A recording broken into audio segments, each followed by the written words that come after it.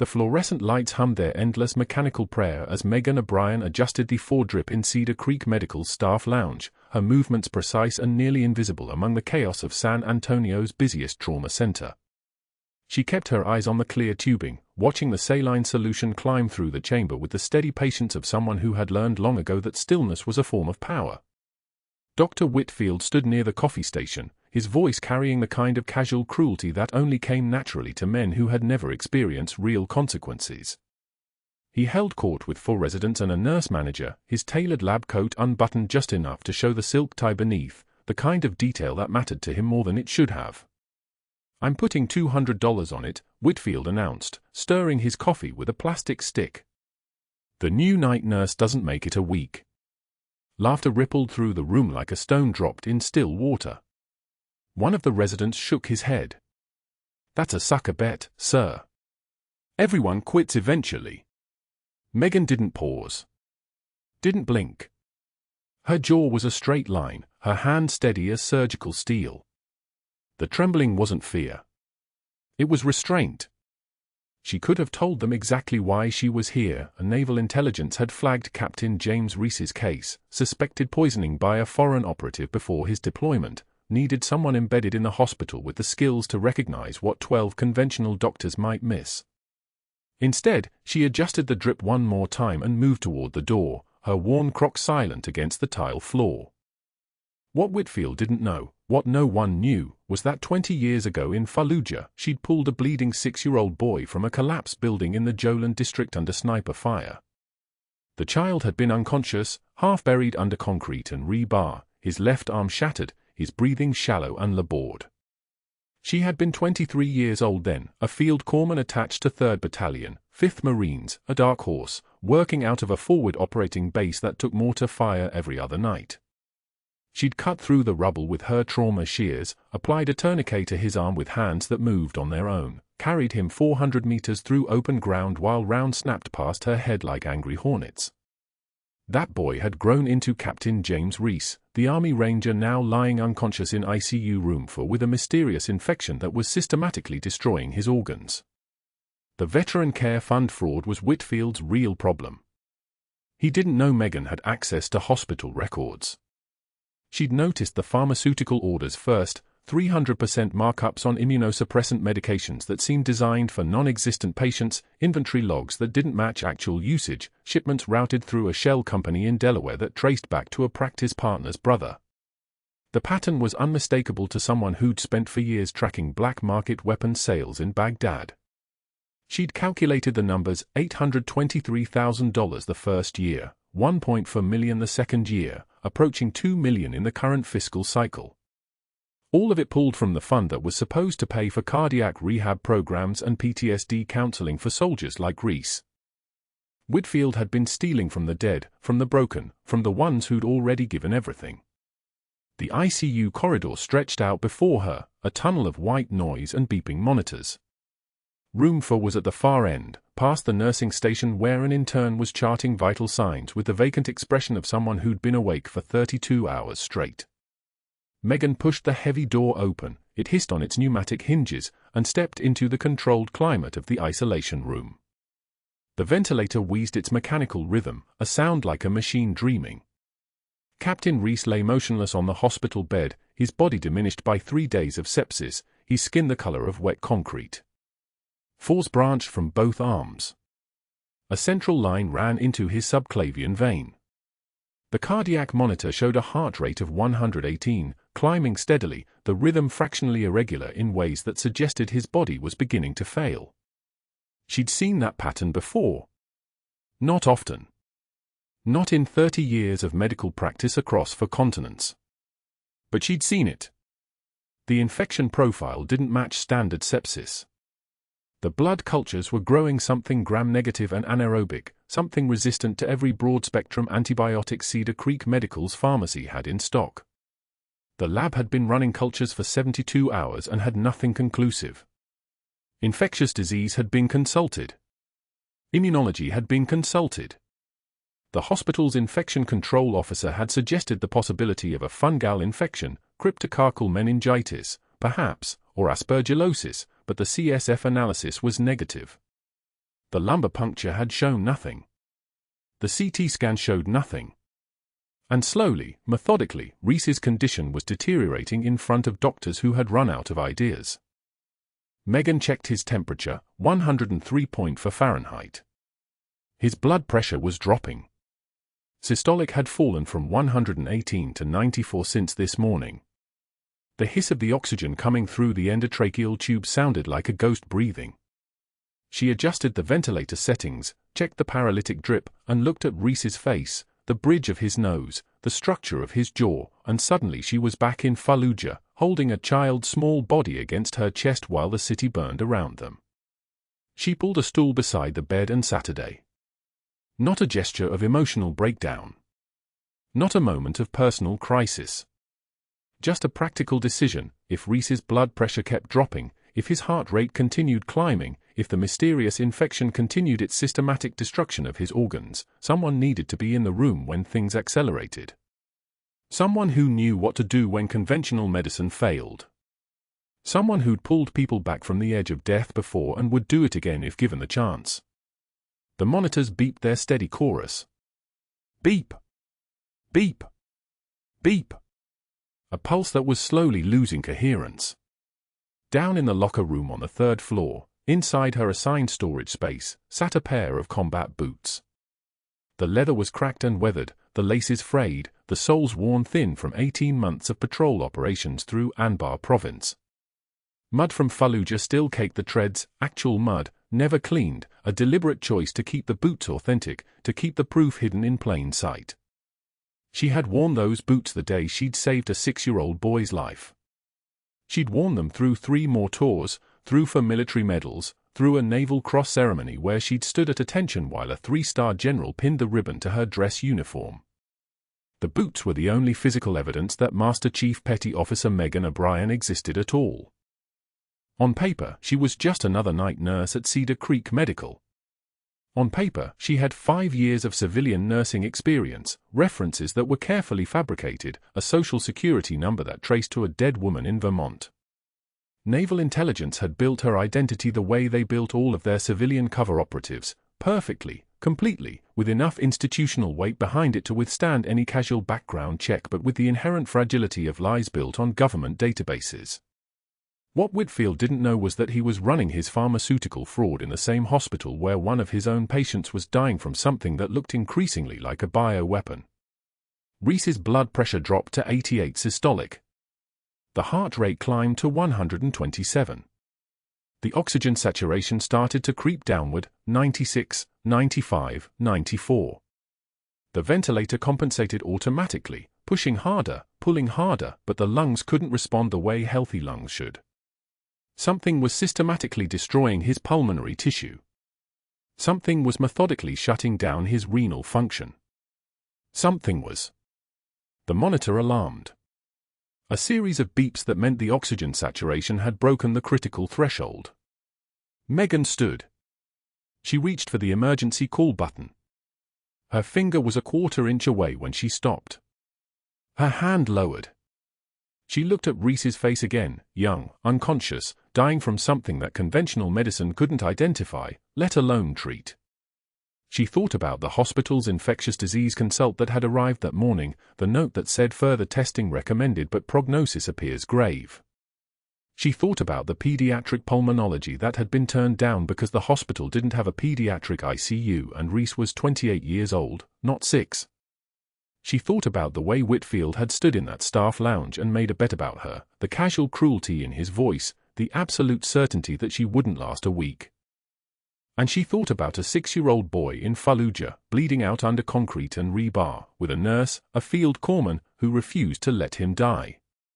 The moment stretched. The oxygen saturation climbed back to 95. The ventilator found its rhythm again. Reese's body remained still, unconscious, fighting a war inside his own failing systems that he didn't even know was happening. Megan sat back down on the stool. She would be here when he needed her. Whatever came next, whatever infection this was, whatever had been introduced into his body before his deployment, whatever Whitfield was stealing and whoever he was stealing from, Megan O'Brien would be waiting. Not as a nurse. Not as a civilian. but as someone who had already proven, in the worst possible way, exactly what she was willing to do to keep a patient alive.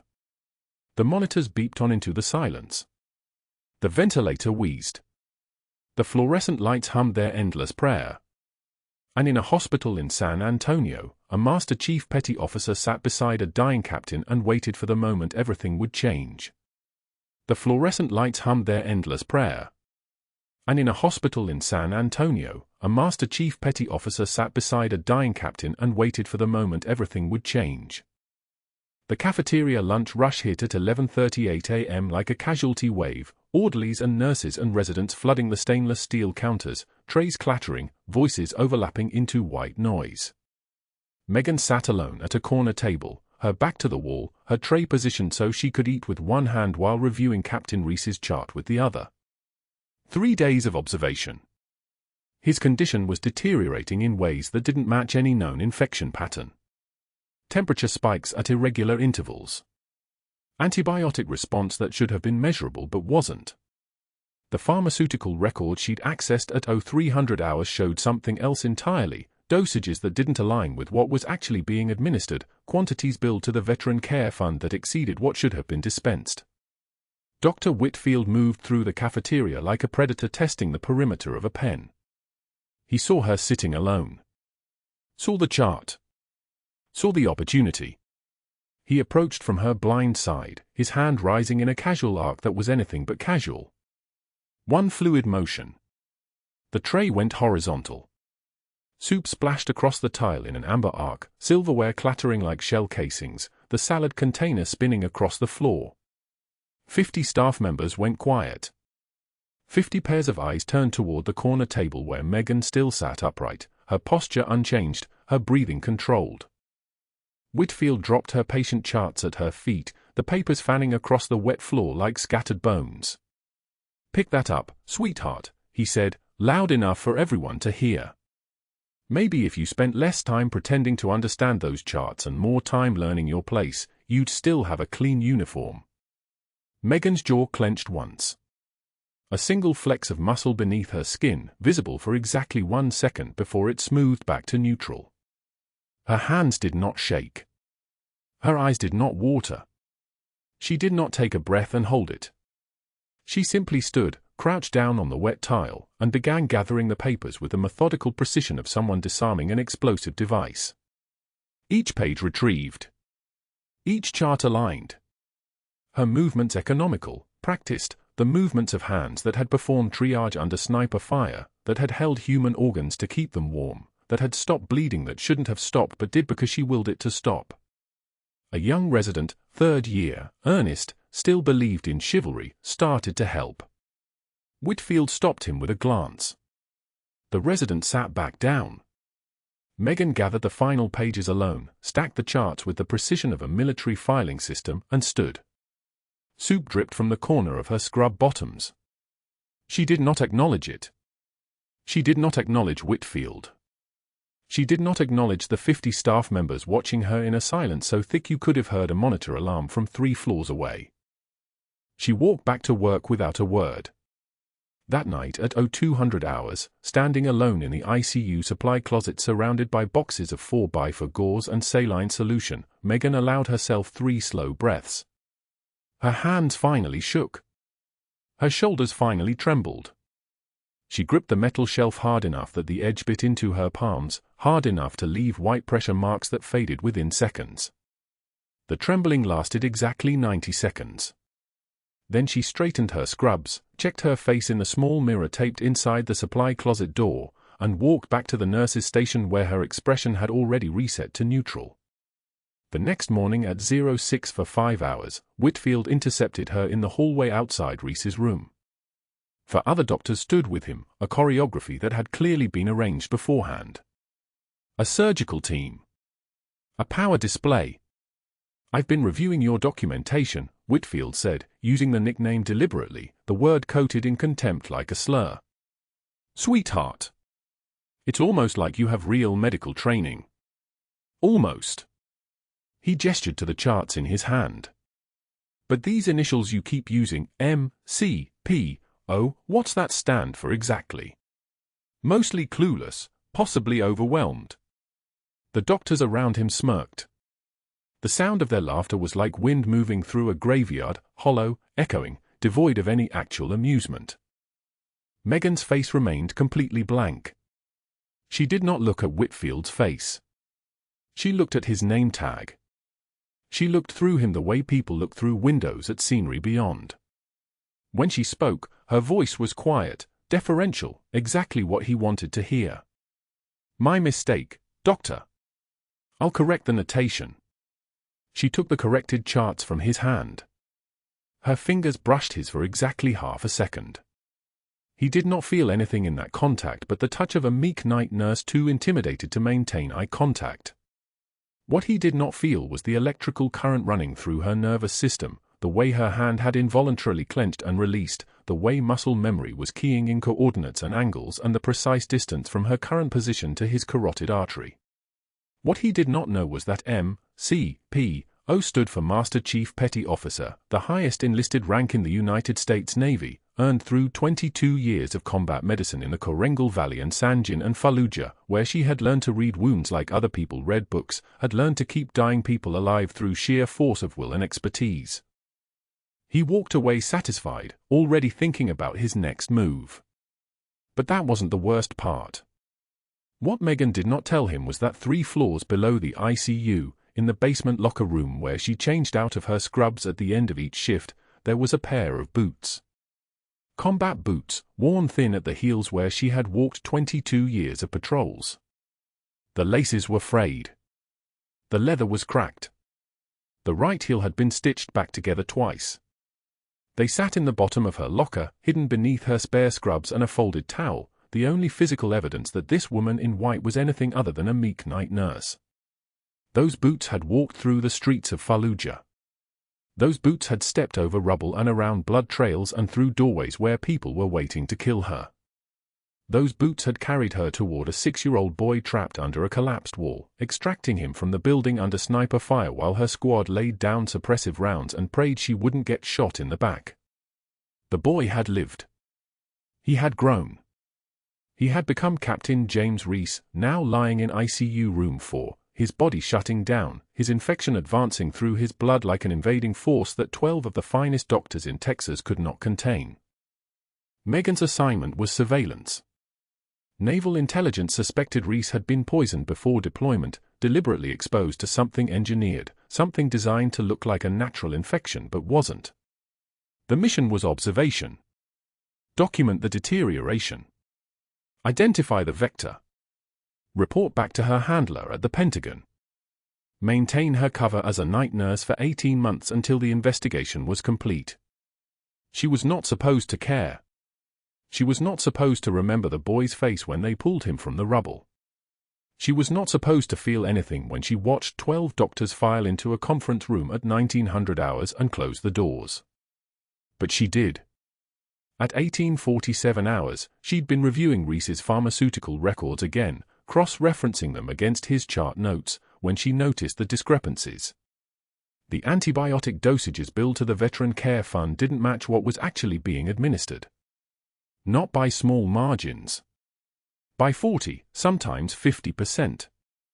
Entire bottles charged for medications that had never left the pharmacy storage. She photographed 3 pages with her phone, a small Samsung, the screen cracked in the bottom right corner, and forwarded them to her naval intelligence contact through an encrypted protocol designed to look like a routine text message. 30 minutes later, Whitfield appeared at the nurse's station. His face was tight. His jaw was clenched in a way that mirrored hers from the cafeteria, except where her clenching was restraint, his was barely controlled fury. He'd received a phone call. Someone had flagged the pharmaceutical discrepancies. Someone had already begun asking questions. "I need you to rotate to pediatric," he said. "Effective immediately. Captain Reese will be transferred to Dr. Morrison's care." Megan understood instantly. This was strategic. This was Whitfield moving her away from the evidence, away from Reese, away from the investigation that was already beginning to move against him. This was Stage 3 escalation, not just insults anymore, but active moves to neutralize the threat. "Captain Reese's condition is critical," she said quietly. "A transfer now could destabilize." "I didn't ask for your opinion, sweetheart," Whitfield interrupted. His voice had dropped an octave. His hand was gripping the edge of the desk. "You're reassigned. Clear your station." That night, 12 doctors gathered for an emergency consultation on Captain Reese. Not 11. Not 13. 12. Whitfield and Morrison and 2 infectious disease specialists and 3 surgeons and 2 internists and a cardiologist and a toxicologist. They filed into the glass conference room at 2000 hours like pallbearers approaching a grave. They argued for 90 minutes straight. 12 antibiotic combinations tried. 3 experimental antivirals. 2 immunosuppressant protocols. Nothing worked. Each strategy failed. Each intervention yielded the same result: declining vital signs, rising infection markers, a body slowly shutting down from the inside out. Megan watched from outside the glass, officially banned from the case now, standing at the nurse's station with her hands gripping the counter so hard her knuckles turned white. She could see Reese lying in the bed behind them, his chest rising and falling with mechanical regularity, each breath more labored than the last. At 2330 hours, his monitor showed the first lethal rhythm. Ventricular fibrillation. Cardiac arrest. The code alert sounded, a tone that cut through the entire hospital like a blade through silence. The 12 doctors moved as one, abandoning the conference room, moving toward the resuscitation. CPR initiated. Chest compressions at 100 beats per minute. Epinephrine pushed 4.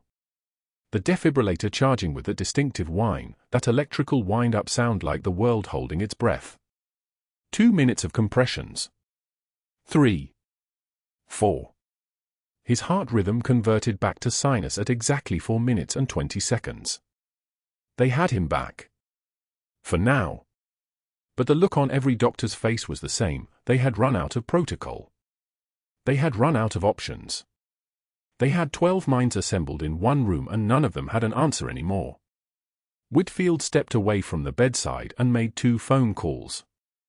At 0015 hours. At 0027 hours. Board members. Names Megan didn't recognize but whose answering voice messages took the calls immediately because it was Dr. Whitfield calling, because he had institutional weight, because he had built a career on having powerful people return his calls within minutes. He was building a narrative. Planting concerns about the new night nurse's unusual interest in Reese's case. Her unauthorized access to pharmaceutical records. Her presence in the ICU after her shift had ended. Her lack of proper credentialing for the level of care she was providing. All of it technically true. All of it designed to position her as a liability before she could dig deeper into his fraud. By 0630 hours, when Megan clocked out of her shift, the papers were already moving through the hospital administration network. By 0645 hours, Dr. Morrison had been informed that the night nurse would likely need to be terminated within 48 hours pending an investigation into her conduct. Whitfield had made his move. And he did not know that the woman he was trying to destroy had survived sniper fire and roadside explosives and combat medicine in forward operating bases where the nearest hospital was 60 miles away and reachable only by helicopter if the helicopter could land before the patient died. He did not know that her composure was not meekness. It was military discipline. The quietest person in the room might be holding it all together. The cardiac monitor beeped its steady rhythm as Megan stood at the nurse's station on the 3rd floor, pretending to review medication charts while her eyes stayed fixed on the real screen, the one connected to ICU room 4, feeding her live vitals through the hospital's secure system on her phone tucked beneath the counter. Captain James Reese's temperature had spiked to 104.7 degrees at 1800 hours, a sudden climb that made no sense given the antibiotics flowing through his veins. His blood pressure dropped 12 points in 4 minutes. Oxygen saturation plummeted from 94 to 87%. The pattern was precise. Calculated. Deliberate. Megan's jaw clenched once, then smoothed. She'd seen this before, not in a hospital, but in a field clinic in Kandahar 12 years ago when a Marine had been poisoned with ricin by a Taliban operative who'd infiltrated the base supply chain. The symptoms were identical. The progression was identical. The way his body was shutting down methodically, organ by organ, was identical. Standard sepsis didn't move like this. Sepsis was a wildfire. This was a surgical strike. She pulled up Reese's full chart on her hospital tablet, scrolling through the 12 doctor's notes, Henderson's antibiotic protocol, Yamauchi's blood culture results, Patel's inflammatory markers, Whitfield's dismissive assessment that they were chasing ghosts. None of them had considered biological weaponization. None of them had survived a decade in combat theaters where poison moved through supply lines like water through a sieve. She did. She had. 3 tours. 41 combat saves. And she recognized the signature of something that shouldn't exist in a San Antonio hospital. The next vital sign cascade started at 1945 hours. Reese's heart rate spiked to 142 beats per minute. His respiration accelerated past the ventilator's settings. His pupils dilated on the bedside camera feed, the one that medical staff monitored for neurological changes, the one that Megan was never supposed to access from her break room exile. But Whitfield had kept her name in the system just long enough for her to clone the access codes before her reassignment. 40 years of military discipline meant 30 seconds of digital work. Now she watched her patient die in real time while 12 doctors slept in their call rooms, unaware that the medication they'd prescribed was fighting an enemy that had already won the fight. She pulled her phone from her pocket and dialed the number that existed only in her muscle memory, a string of digits she'd never written down, never spoken aloud except in classified briefings. Naval Intelligence. Handler Rodriguez answered on the second ring, his voice like gravel in a metal can. "He's dying," Megan said, no preamble. Temperature trajectory matches Kandahar protocol. Sepsis presentation is a mask. They don't know it's ricin. Silence on the other end. 3 seconds. 4. Then, do not intervene. Your cover is compromised if you move. We need the investigation. We need to know how the poison reached him and who put it in the supply chain. That intelligence matters more than one life. Megan didn't respond. She watched the monitor. Reese's oxygen saturation was at 84% now. Falling.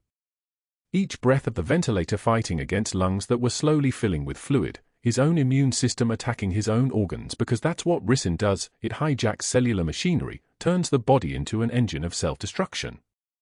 You understand me, Master Chief. Rodriguez's voice carried the weight of command. The investigation is classified.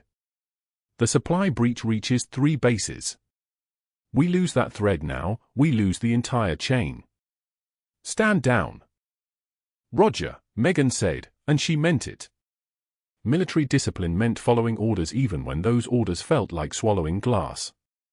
Even when the life they were sacrificing was a 6-year-old boy she'd pulled from rubble 20 years ago, a child whose terrified eyes had looked up at hers as sniper rounds cracked the air above them, a boy she'd promised in that moment, not in words, but in the absolute certainty of her grip on his small body, would be okay.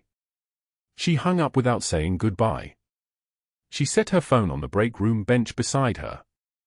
And then she picked up her combat boots from the locker where she'd retrieved them an hour ago, the ones still carrying Fallujah dust in the laces, the ones that had walked through fire and came back intact. She pulled them on. Slow. Deliberate. The boots that meant something. The boots that said who she really was underneath the scrubs and the false identity and the years of silence. The third crash came at 0130 hours, and the monitor didn't beep its warning, it shrieked it. Megan was already moving, her body recognizing the alarm before her conscious mind fully registered the sound. She was in the stairwell. 1 flight, 2 flights, 3 flights down, her boots striking the tile in a rhythm that hadn't changed since Fallujah. The kind of calm that comes from having already survived the worst. ICU room for looked like a painting of defeat. All 12 of them were there now, Whitfield, Morrison, Henderson, Yamauchi, Patel, Kozlov, Green, Okafor, Chen, Baptiste, Silverman, and Torres. 12 attending physicians standing around Captain Reese's body as the defibrillator pad shocked his chest, as the medications flowed through his veins, as his heart remained stubbornly silent on the monitor. 7 minutes of compressions. 7 minutes of pushing adrenaline, of pushing epinephrine, of pushing hope into a patient whose body was no longer interested in being saved. Whitfield checked the heart monitor one final time, glanced at his watch, and spoke the words that 12 doctors have spoken 10,000 times before: time of death, 0207 hours. All 12 of them stepped back from the code cart. Simultaneously. A choreography of surrender. The machines kept beeping because that's what machines do, they continue their routines even after the purpose is gone. The ventilator wheezed its mechanical breath into dead lungs. The four-pump clicked its digital metronome into dead veins. Megan was in the doorway. She was pulling on her combat boots. She was watching Captain James Reese's body with the precision of a surgeon assessing tissue, not the sadness of a nurse grieving a patient. And she could see what all 12 doctors had missed because they'd been taught to see death as an absence of electrical activity, a flat line on a monitor, a moment where medical science yields to biology. She could see the faint flutter in his carotid artery. A pulse. Barely there. Disappearing like a whisper that was still speaking. His chest moved slightly against the ventilator's pressure, a breath that was being forced in, being fought against, but not entirely stopped. Brainstem reflexes. The kind of dying that looks like death but isn't quite there yet. Not yet. What happened next changed everything, but that moment stretched like molasses, like a second that lasted forever, like Megan O'Brien standing in the doorway of ICU room 4 with her boots laced and her identity still hidden and her handler's orders still ringing in her ears like shrapnel. She had 17 seconds to make a choice. Keep her cover. Protect the investigation. Follow the chain of command that had defined her entire adult life. Or push past that chain and do what she'd been trained to do, save the life in front of her. 17 seconds. She could hear the rain starting outside the hospital windows, the first drops of what would become a downpour, the kind of rain that washes evidence and memories down the gutters of parking lots. She could hear the fluorescent lights above Reese's bed, that electrical hum that doctors never notice because they're trained to filter it out, the background noise of hospital death. But Megan heard it. She heard everything. The monitor. The ventilator. The rain. The silence of 12 doctors waiting for a death certificate to be written. The sound of her own breathing, steady and controlled and absolutely certain. She moved. The monitor flatlined at 0207 hours. Again. The sound was a single long tone cutting through the ICU like a knife through silk, and the 12 doctors, Dr. Silverman, Dr. Morrison, the residents, the attending from infectious disease, all of them stepped back from the bed in perfect synchronization, like a choreographed retreat. Dr. Whitfield was already moving toward the door, his clipboard tucked under his arm, the dismissal written across his face before his mouth opened. Time of death, 0207 hours, he announced, his voice carrying the finality of a courtroom gavel. Notify the family. Begin post-mortem procedures. The other 11 doctors were already moving, peeling off gloves, documenting notes, the work of death complete and categorized. 3 hours without a heartbeat. They were done. But Megan saw what they didn't see. She stood in the ICU doorway in her worn combat boots, the only thing connecting her to who she actually was, and she saw the flutter. Not a flutter. A whisper. A single thread of electrical activity that wasn't supposed to be there, barely visible on the cardiac monitor they'd stopped watching. The carotid pulse, faint as a ghost, not gone. The pupil response to her flashlight, still reactive. 12 doctors. The number landed in her chest like a grenade pin. 12 doctors had given up on a man whose body wasn't ready to die. The sound of her own breathing, steady and controlled and absolutely certain. She moved. Megan walked forward like the linoleum was water, her boots echoing on the tile in a rhythm that had once meant entry breaches and combat saves and the kind of decisions that lived or died on instinct. She shoved past Dr. Silverman's shoulder, he stumbled, confused, and past Dr. Morrison, who had his hand on the defibrillator, still trying to comply with the code. The 12 doctors turned, and Megan felt their eyes like pressure on her ribs. She raised her voice for the first time in 3 weeks of working at Cedar Creek Medical. "He's not dead." The words came out low and flat and absolute. Not a question. Not a suggestion. A command delivered in the exact tone that had once moved Navy SEALs out of kill zones. Dr. Whitfield's head snapped around. His face moved through confusion into something that looked like rage. "Security! Get her out of," he started, already reaching for his phone, already activating the removal protocols that would delete her from this building like she'd never existed. But Megan was already moving toward the crash cart. Her hands, steady as a surgical laser, reached for the instruments like she'd done this under mortar fire in Fallujah, under IED explosions in Kandahar, in the back of a Black Hawk with no lights and no backup and nothing but her own muscle memory between a patient and a body bag. "Step back," she said. 2 residents actually moved. The authority in those 2 words, delivered in a voice that carried 22 years of command rank disguised as a night shift nurse, made them obey before their brains could process why they were listening to someone Whitfield had bet money she wouldn't last a week. "What the hell do you think you're?" Whitfield started, but she was already moving. The scalpel came up from the crash cart, the blade catching the fluorescent light like a flash of recognition.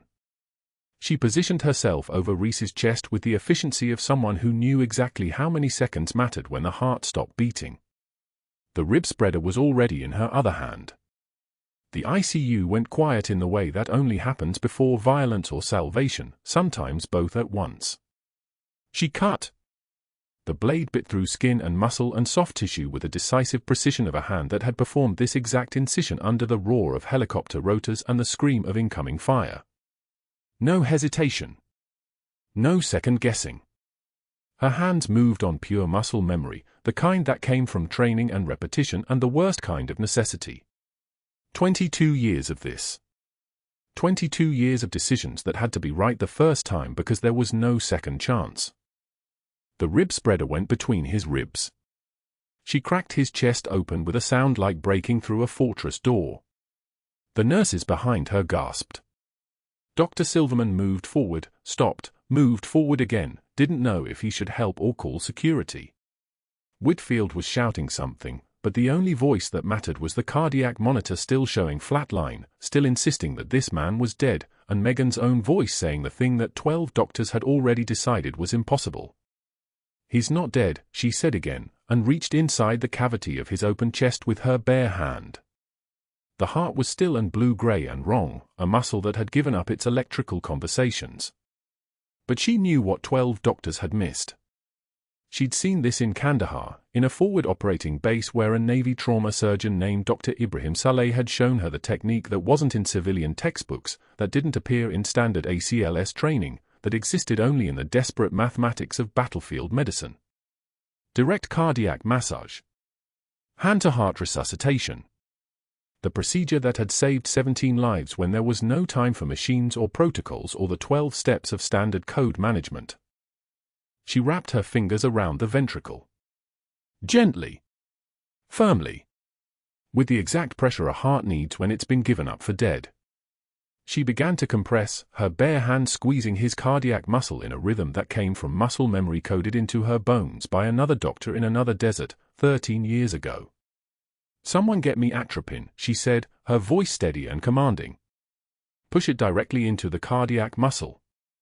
Her arm was covered in blood to the elbow, her hand moving inside the cavity of Reese's chest like she was holding his life in her palm because she was.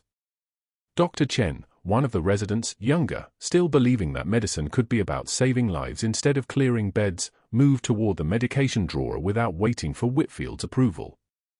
The atropine came up. 20 minutes of work, the kind that looked like 5 seconds because her hands had done it before. The monitor shifted. A single spike. Then another. Then the rhythm started climbing, the electrical activity returning like lights coming back on in a blackout. The oxygen saturation climbed with it.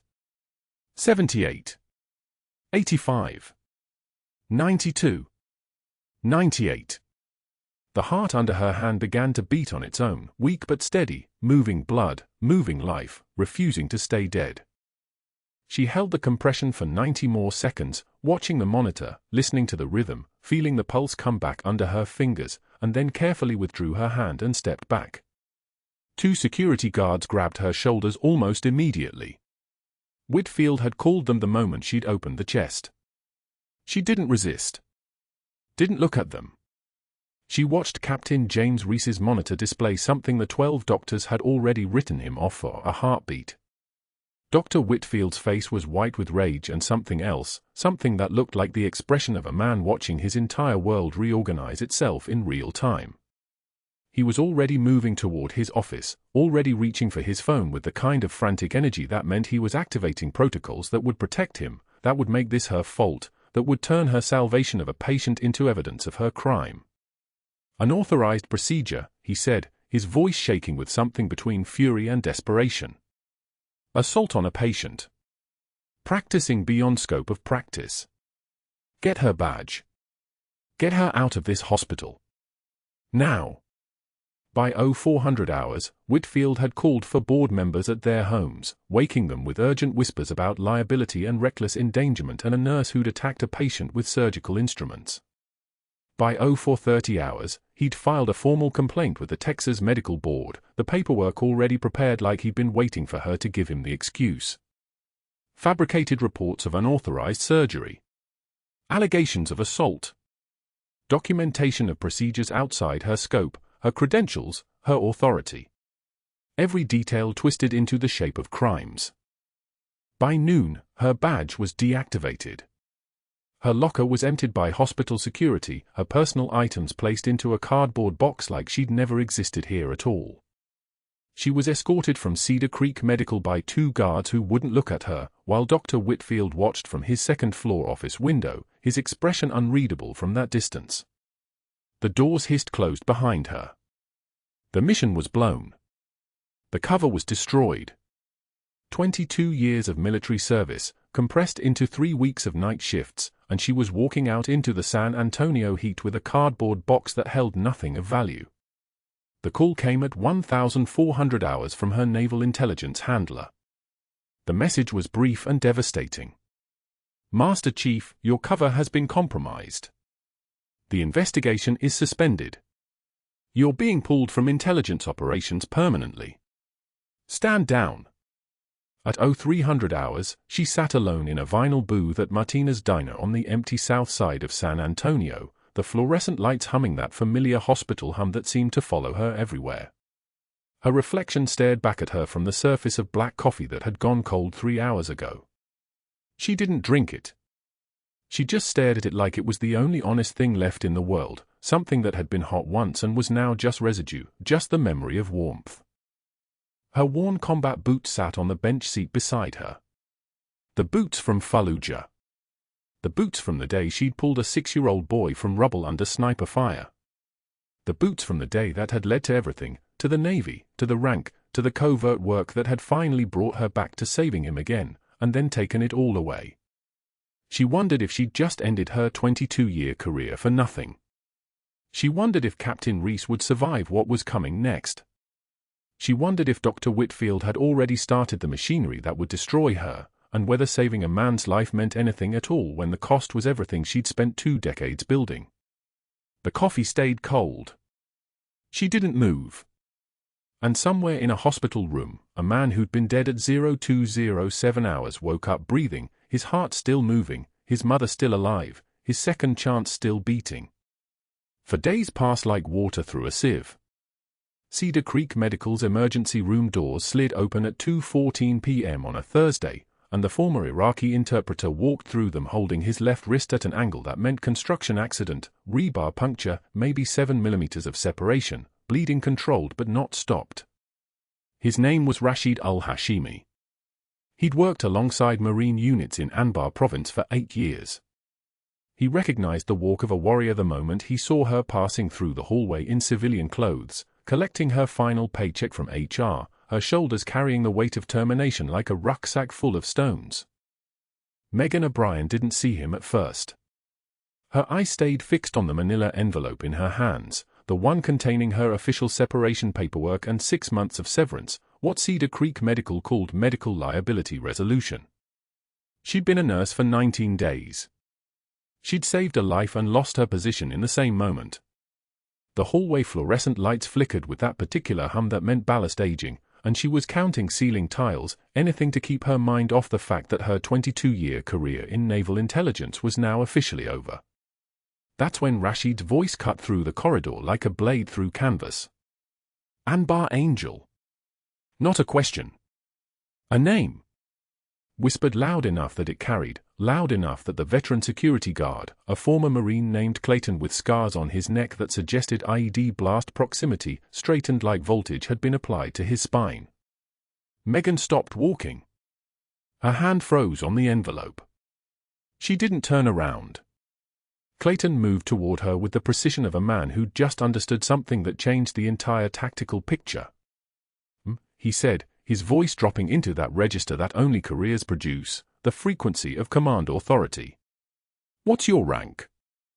She turned then. Not quickly. Not startled. The way someone turns when they've been expecting a question for a very long time. Rashid's eyes were locked on hers, brown eyes that had seen the same street she'd seen, the same dust, the same blood mixed with concrete. He was smiling the way survivors smile, the way people smile when they see a ghost who saved their life and the ghost turns out to be real. The phone call came 90 seconds later.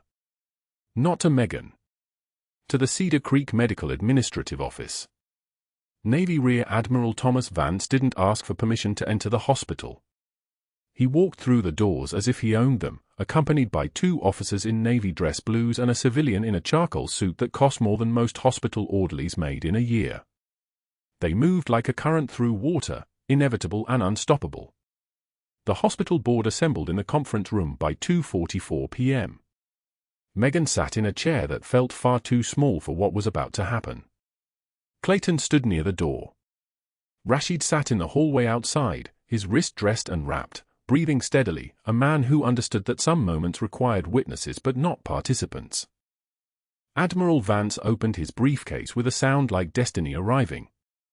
His voice carried the weight of Pentagon authority, the particular timbre of someone who'd sent men and women into fire and brought the survivors home, or brought the word home when there were no survivors to bring.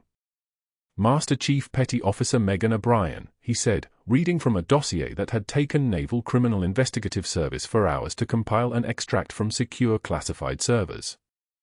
Recruited Naval Intelligence, 2002. 3 tours, Kandahar and Helmand Provinces, 2004 to 2009. Embedded Intelligence Officer, Fallujah Joint Operations, 2010 to 2012. He paused. The board members leaned forward. Dr. Whitfield sat at the end of the table, his face the color of fresh plaster, understanding only that something was happening but not yet comprehending the catastrophic velocity of it. Bronze Star, Vance continued, each medal its own sentence now. Silver Star. Pause. The room absorbed each weight. 2 Purple Hearts. Longer pause. The silence felt pressurized, like descent underwater. Navy Cross. The words landed like an anchor through the floor. 41 confirmed combat saves, including 3 operations where the casualty count exceeded the unit size by medical probability. Dr. Morrison, one of the 12 attending physicians who'd worked Reese's code, was looking at his hands. So was Dr. Patel. So were 7 others. They'd stood back from the table. They'd accepted the declaration. They'd moved on to the next patient. They'd done what institutional medicine taught them to do, follow protocol, document the time of death, understand that some battles couldn't be won. None of them had broken through his ribs. None of them had felt a heart start moving under their bare hands in the sterile environment of an ICU. "I'm here," Admiral Vance said, his voice dropping to that frequency that meant official business, because Captain James Reese, United States Army Rangers, was poisoned by a foreign operative before deployment. Megan's assignment was to monitor his condition and identify the delivery mechanism. She was pulled off that assignment by Dr. Curtis Whitfield under false pretenses at approximately 1900 hours 4 days ago. The door opened. Captain Reese was wheeled in by Clayton, moving slowly, his body still recognizing that it had been functionally dead less than 96 hours prior. His eyes were clear. His chest moved with independent breathing. He'd regained 17 pounds of the 22 he'd lost. His color was returning like springtime returning to a landscape. "I remember 3 things," Reese said from his wheelchair, his voice still carrying the rasp of someone whose throat had been intubated. "I remember being 6 years old in Fallujah, in a building that was coming down. I remember hands pulling me out from under concrete. I remember that woman's face, calm, focused, absolutely certain I was going to live." He looked at Megan. 3 days ago, I was dead. 12 doctors, I counted. I asked when I woke up. 12 doctors said goodbye. This woman cracked my ribs open and made my heart start working again. Whitfield stood. The motion happened without permission from his own brain, pure autonomic panic, pure understanding that the network he'd constructed, the favors he'd called in, the relationships he'd weaponized, the power he'd accumulated through kickbacks and falsified veteran care fund records, had suddenly become entirely transparent to the most powerful institution in the United States Navy. The silence lasted 10 full seconds. Megan counted them. 1 Mississippi. 2 Mississippi. The way soldiers count. The way people who've survived explosions count time. The way you measure the distance between before and after. Whitfield's face went white in stages. Forehead first. Then cheeks. Then the area around his mouth, where color just evacuated like blood from a trauma patient. His jaw worked without sound. His hands gripped the table edge. He looked like a man watching his entire future compress into a singularity and collapse. "Secure his office," Admiral Vance said to the civilian in the charcoal suit, who was an FBI special agent named Hartley with 13 years in white-collar crime investigation. Full audit of pharmaceutical billing since he assumed chief of staff position. Cross-reference against actual patient treatments. They found everything by 1800 hours. The fraudulent orders.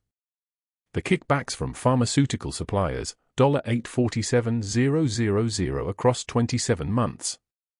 The veteran patients listed as treated long after they died, their benefits continuing to flow into the hospital accounts that Whitfield controlled. The specific supply chain that had been used to deliver the resin to Captain Reese, ordered through a Vietnamese pharmaceutical middleman, billed as a cardiac catheter kit, marked for delivery to Cedar Creek Medical's Veteran Care Unit. Dr. Morrison provided testimony that afternoon. So did Dr. Patel. So did Dr. Hassan and Dr. Lee and 3 others from the 12. They'd known something was wrong with Whitfield's pharmaceutical orders. They'd been pressured to use specific suppliers. They'd signed documents they hadn't fully read.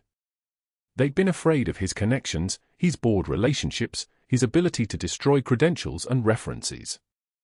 They'd survived by compliance. Now they survived by confession. By 2,000 hours, Cedar Creek Medical's board voted unanimously to terminate Whitfield for cause and file criminal charges. His medical license was suspended pending investigation. His assets were frozen pending audit completion. The colleagues who'd laughed at his bet about the new night nurse now wouldn't make eye contact in the hallway. His office door was sealed with federal investigators' tape. At 2,200 hours, FBI agents escorted him out through the main entrance of Cedar Creek Medical. Megan watched from the parking lot, standing in the sodium light wash, her hands empty and still, her face showing nothing. He saw her. Understood that she'd known. Understood that the entire arc of his institutional destruction had been inevitable the moment her hands touched Captain Reese's stopped heart. She didn't gloat. Didn't speak. Just watched as he was placed in the back of an unmarked sedan.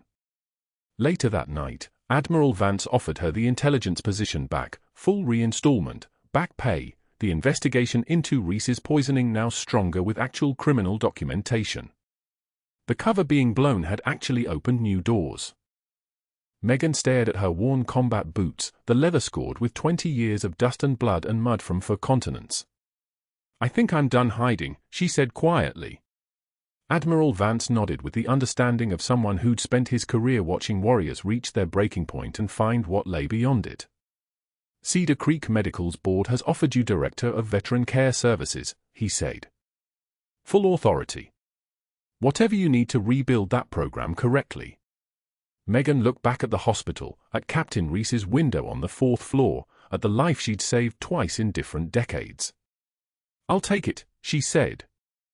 6 months later, she walked across the parking lot of San Antonio Community College in her navy dress blue uniform, the Master Chief Petty Officer insignia gleaming on her sleeve like a star that had waited 22 years to become visible.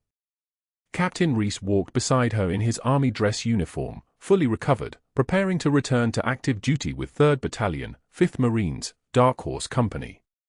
They passed Building C, Room 114, where the classroom lights glowed against the late afternoon. Dr. Whitfield stood at the whiteboard inside, teaching basic CPR for $14 an hour. The only medical work available to someone who'd pleaded guilty to 9 counts of fraud and lost his medical license. A student raised her hand, asking about advanced cardiac procedures. Whitfield had to explain that he wasn't qualified to teach anything beyond basic CPR. Megan didn't look through the window as they walked past. Didn't slow down. Didn't need to. The revenge was never personal. It was justice. The quiet nurse who'd said nothing, who'd absorbed every humiliation without reaction, had rebuilt what Whitfield destroyed, every medication accounted for, every treatment documented, every veteran receiving exactly what they were promised. They continued to the parking lot where Megan's truck was waiting. Reese opened the passenger door and paused. Master Chief, I never got to say. You don't have to, Megan said. Yes, I do. Thank you. For Fallujah. For Room 4. For everything. Megan nodded once, the closest she got to emotional. You turned out pretty good, kid. The quietest person in the room might be holding it all together. If you or someone you know has been underestimated by leadership, silenced by institutional power, or forced to watch corruption continue, subscribe and let us know. Comment below if you've ever met a quiet hero whose true strength only became visible in crisis. Like this video if you believe that real justice comes from accountability, not revenge.